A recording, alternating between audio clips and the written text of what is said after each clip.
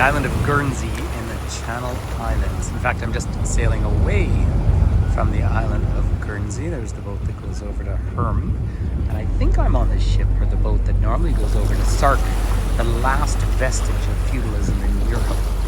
This is, of course, one of the sort of semi-independent, unique historical entities out here in the Channel. I'm closer to France than I am to England. I am traveling on Regal Princess cruise ship. That's one of its tenders right there.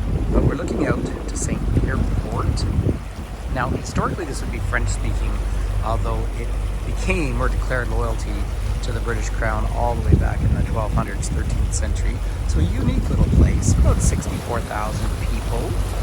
Extremely, well, really rather wealthy, of course, principally because of offshore banking, a big feature of the economy on these islands.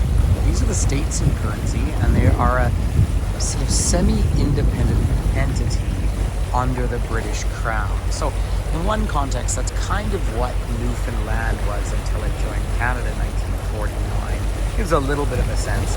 These islands are small and were handed back and forth between the many, many wars between France and Britain. But because this was part of what became the Duchy of Normandy, Guernsey was, I guess it's Viking originally, but French-speaking, although it was occupied. In fact, the only real part of Britain, or of the United Kingdom, even though it's only kind of the United Kingdom, that was occupied by the Germans during World War II, so all the children were evacuated, and then really the English language just kind of supplanted the French language, but the signs all around it bilingual.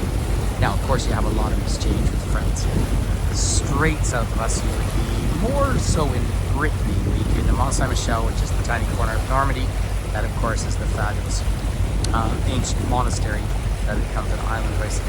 And then over to Saint-Malo, and Saint-Malo is where Jacques Cartier left and sailed into what we named the St. Lawrence and the narrowing of the river, which is Quebec. We'll have a look over here. This old fort that's coming up on the side here is going back to the 1200s. It was an island until a causeway was built in the 1850s. A larger garrison was posted out here subsequently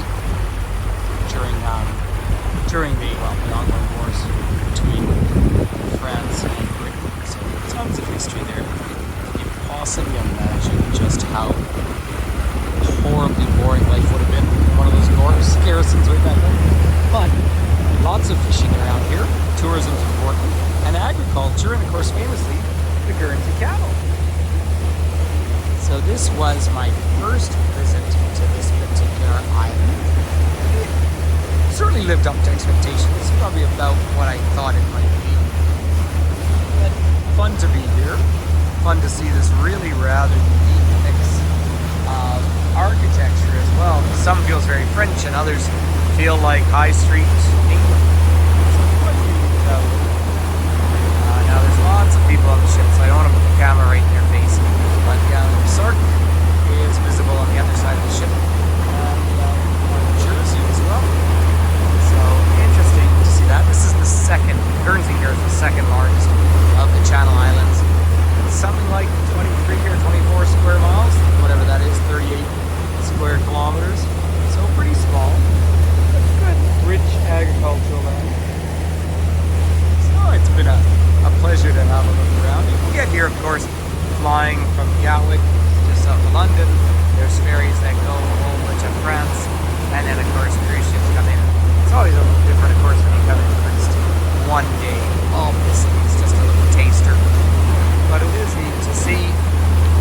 Of course, I've studied the history of this part of the world for so many years that I took my group out on a little walking tour today. So it's fun to see it. A little bit choppy out in the water. The sky's been moving over with a bit of rain on and off today, and otherwise I didn't get around to the far side of the island, so we're basically looking at the main town, which is facing, I'm looking west right now, it's facing east, and it's an interesting microclimate when you get down here. So that's just a quick little taster from here on the island of Guernsey, Channel Islands, which of course are not in the European Union, but they're also kind of in the United Kingdom, but kind of not. So feel free to read about it. They have their own judicial system here and their own elected parliament. Yet, of course, King Charles III, monarch of the United Kingdom and Canada and Australia and New Zealand and so forth, is also